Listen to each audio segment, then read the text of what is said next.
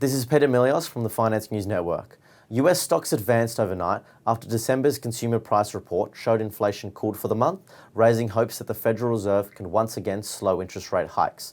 The Dow Jones Industrial Average gained 0.6%, the S&P 500 added 0.3%, whilst the Nasdaq Composite is up 0.6% as it attempts to post a 5-day winning streak, which would be the first for the technology-heavy index since July. Most US sectors were higher in Thursday's trading. Energy was the standout as crude extends the week's gains, with E&Ps and oilfield services among the best performers. Airlines rallied after AAL US's update included an increase in Q4 revenue and TRASM guidance. In company-related news, data from JP Morgan has revealed that retail traders have unloaded $746 million worth of Tesla shares over the past week, bringing the total outflow of the last 3 weeks to $2.1 billion. It comes even as investors piled back into stocks, buying $1.2 billion worth of equities in the past week. That included $157 million worth of Amazon shares and $102 million worth of Apple. And meme stocks have been in focus this week.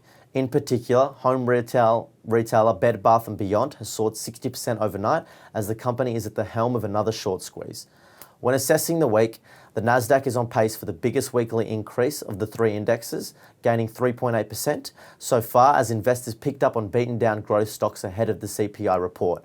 The S&P 500 and Dow are also poised for weekly advances of 2.1% and 1.5% respectively. The moves come after a report from the Department of Labor showed annual consumer price growth in the US fell to 6.5% in December, down from 7.1% in November and broadly in line with economists' expectations. The closely watched core measure of inflation, which strips out volatile food and energy prices, clocked in at a rate of 5.7%, down from 6% from the previous month. The latest figures raised expectations that the Fed will further slow the pace of interest rate rises with a 0.25 percentage point increase at its next policy meeting at the end of January.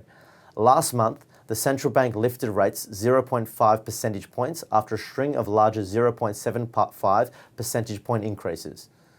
US government bonds have rallied across the board, with the yield on the 2-year Treasury note, which is particularly sensitive to interest rates, falling 0.1 percentage points to 4.13%. The yield on the benchmark 10-year Treasury note fell 0.11 percentage points to 3.44%. Bond yields fall when prices rise. Stocks have rallied in recent sessions as investors bet the CPI report would confirm a weakening inflation trend.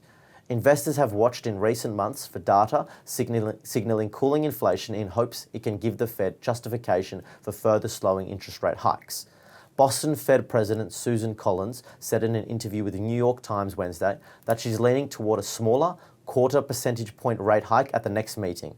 Investors will further pass remarks to be given by Collins and 2 other senior Fed officials on Friday.